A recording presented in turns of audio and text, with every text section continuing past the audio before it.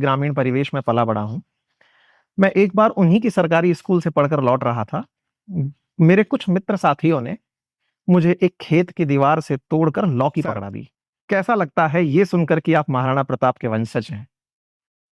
कैसा लगता है, इस प्रश्न का जवाब तो इन अ सेंस मुझे पता नहीं मैं कैसे दूं, क्योंकि ये तो जन्म से ही मुझे पता है। तो अगर कुछ बदलाव हो तो आप कह सकते हैं कि तब ऐसे लग रहा था, अब ऐसे लग रहा चलिए मैं कंटेक्स्ट है। देता लेकिन हूँ। मैं जन्म से ही है तो जो भावना मुझ में है वो जन्म से ही है। ओके, तो आउटसाइडर के रूप में पूछता हूँ, आपने स्कूलिंग, कॉलेजेस सामान्य जन के साथ किया है। मेरी जो रिसर्च में निकल कर आया है कि आपने मुंबई से पढ़ाई की है। हाँ आपने मुंबई के सेंट जेवियर कॉलेज से अपना ग्रेजुएशन किया है। हाँ, ऐसे में जब आपके क्लासमेट्स आपसे मिलते थे, उनका प्रथम रिएक्शन जो आपके बचपन की यादों में हो?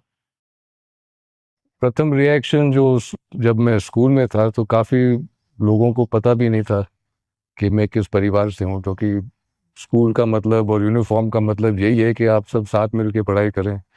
तो कौन किस परिवार से है, और ख़ास तौर से बम्बई में काफ़ी लोगों को जानकारी भी नहीं थी कि मैं किस परिवार से हूँ।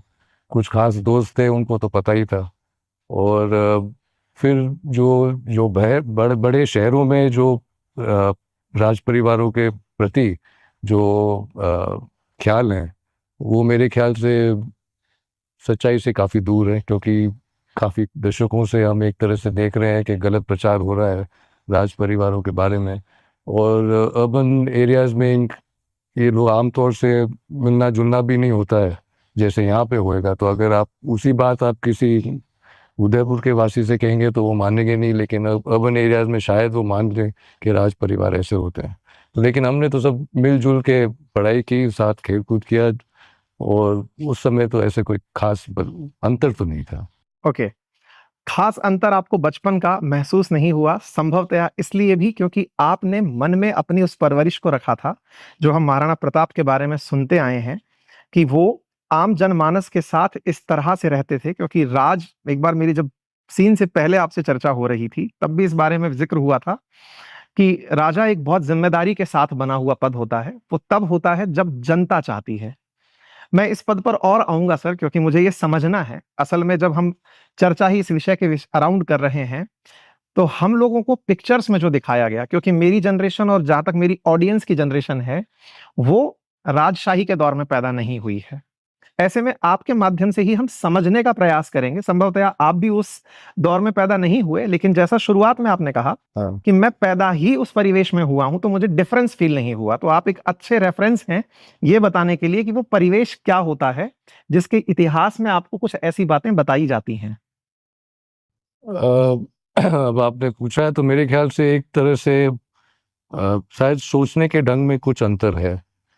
कि आमतौर से आजकल बताया जाता है कि जब आप अपने ज़िंदगी का प्लान करें तो आप पढ़ाई इस उम्र तक करेंगे, फिर काम इस उम्र तक करेंगे, और फिर उसी हिसाब से आप अपने ज़िंदगी के हिसाब से आप अपना शेड्यूल बना देते हैं। लेकिन जो मेरे ख्याल से मुझे सबसे ज़्यादा प्रभावित हुआ है, या जो शिक्षा मेरे मन में बैठी है, कि हमारे परिवार के इतिहास में ऐसे कई पीढ़ी हैं जिन्होंने सिर्फ संघर्ष की है, और ऐसे पीढ़ी हैं जिनके जीवन में इतना बड़ा संघर्ष नहीं था।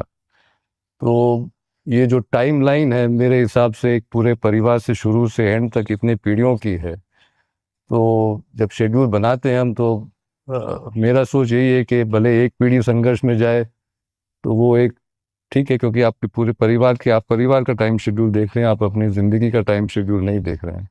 और अगर पहले के जो मेरे पूर्वज थे वो संघर्ष नहीं करते तो आज मैं जहाँ हूँ मैं आज वहाँ भी नहीं होता।